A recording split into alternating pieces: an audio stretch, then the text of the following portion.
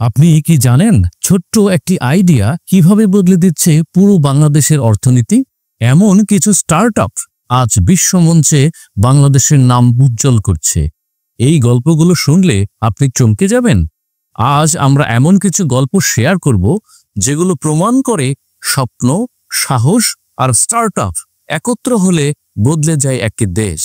বাংলাদেশের তরুণ উদ্যোক্তারা কিভাবে বিশ্বজয় করছে তা আজ জানবেন এক নজিরবিহীন বিশ্লেষণে। তাই ভিডিওটি শেষ পর্যন্ত দেখুন। এটা শুধু অনুপ্রেরণা নয়, এটা এক বিপ্লবের গল্প। একটা সময় ছিল বাংলাদেশ মানেই কেবল গার্মেন্টস আর বিদেশে রেমিটেন্স পাঠানো, কিন্তু এখন বাংলাদেশের তরুণ উদ্যোক্তারা স্টার্টআপ দিয়ে বদলে দিচ্ছে দেশের অর্থনীতি, সমাজ এবং ভবিষ্যৎ। স্টার্টআপ বলতে বোঝায় নতুন, উদ্ভাবনী ও প্রযুক্তিভিত্তিক ব্যবসা, যেগুলোর লক্ষ্য দ্রুত প্রবৃদ্ধি। বাংলাদেশে বর্তমানে 2500+ স্টার্টআপ কাজ করছে, যেগুলোর মধ্যে অনেকেই ইতিমধ্যেই আন্তর্জাতিক পর্যায়ে প্রশংসিত হয়েছে। তরুণরা এখন শুধু চাকরি খুঁজছে না, চাকরি তৈরি করছে। কয়েক বছর আগেও বাংলাদেশে উদ্যোক্তা মানেই ছিল ঝুঁকি, ব্যর্থতা আর সামাজিক অনিশ্চয়তা, পুঁজির অভাব, মেন্টর না থাকা আর সুযোগের ঘাটতি। সব মিলিয়ে স্টার্টআপ বলতে আমরা বুঝতাম কল্পনাবিলাস। কিন্তু সময় বদলেছে। সরকারের আইসিটি ডিভিশন, বেসরকারি ইনকিউবেটর ও কিছু সাহসী তরুণদের প্রচেষ্টায় 2015 এর পর থেকে বাংলাদেশে শুরু হয় এক নতুন অধ্যায়, স্টার্টআপ বিপ্লব। ঢাকা, চট্টগ্রাম, রাজশাহী, দেশের বিভিন্ন প্রান্তে তরুণরা গড়ে তুলছে app, e-commerce, education technology, fintech এবং আরও অনেক উদ্ভাবনী উদ্যোগ। চলুন সফল স্টার্টআপ উদাহরণ দেখে নেওয়া যায়। পাঠাও, রাইড শেয়ারিং থেকে শুরু করে ফুড ডেলিভারি পর্যন্ত বিস্তৃত। আজ হাজার হাজার মানুষের রুটি রুজির উৎস। 10 মিনিট স্কুল দেশের শিক্ষা ব্যবস্থাকে ডিজিটাল করে তুলেছে। এখন প্রতি মাসে লক্ষাধিক শিক্ষার্থী শিখে ঘরে বসেই চাল ডাল। গৃহস্থালির জিনিসপত্র এখন অনলাইনে ঘরে পৌঁছে যায় 30 মিনিটেই। আই ফার্মার কৃষকদের সহজে লোন, প্রশিক্ষণ এবং প্রযুক্তি দিচ্ছে, ফলে কৃষিখাতে এসেছে ডিজিটাল বিপ্লব।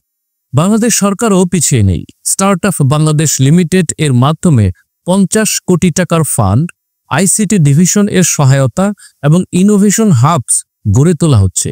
স্টার্টআপদের জন্য tax holiday, easy business registration ও ফরেন ইনভেস্টমেন্ট অ্যাক্সেস সবকিছুতেই এখন বড় পরিবর্তন। আজ বাংলাদেশে কাজ করছে শতাধিক অ্যাক্সিলারেটর ও ইনকিউবেটর। সরকার চালু করেছে স্টার্টআপ বাংলাদেশ ভেঞ্চার ক্যাপিটাল।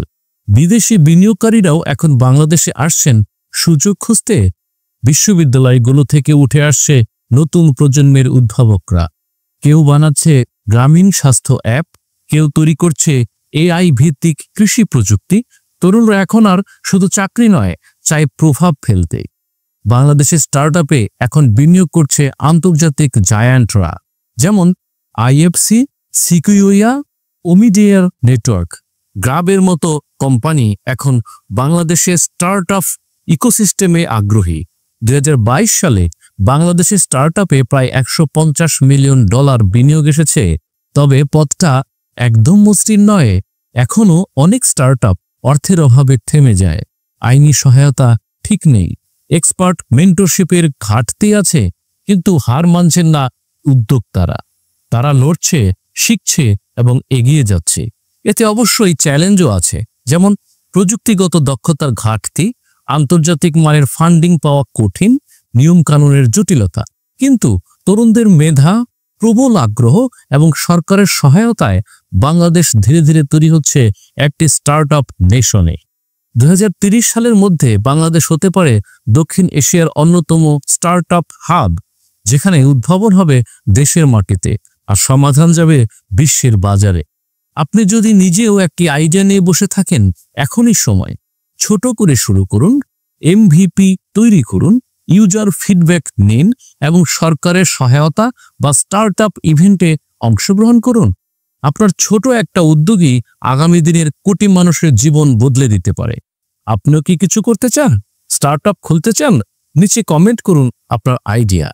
আর ভিডিওটি ভালো লাগলে শেয়ার করুন, যেন সবাই জানে বাংলাদেশ বদলে দিচ্ছে স্টার্টআপ। শুরুটা হোক আজই। স্বপ্ন দেখুন, সাহস করুন, গড়ে তুলুন নতুন বাংলাদেশ।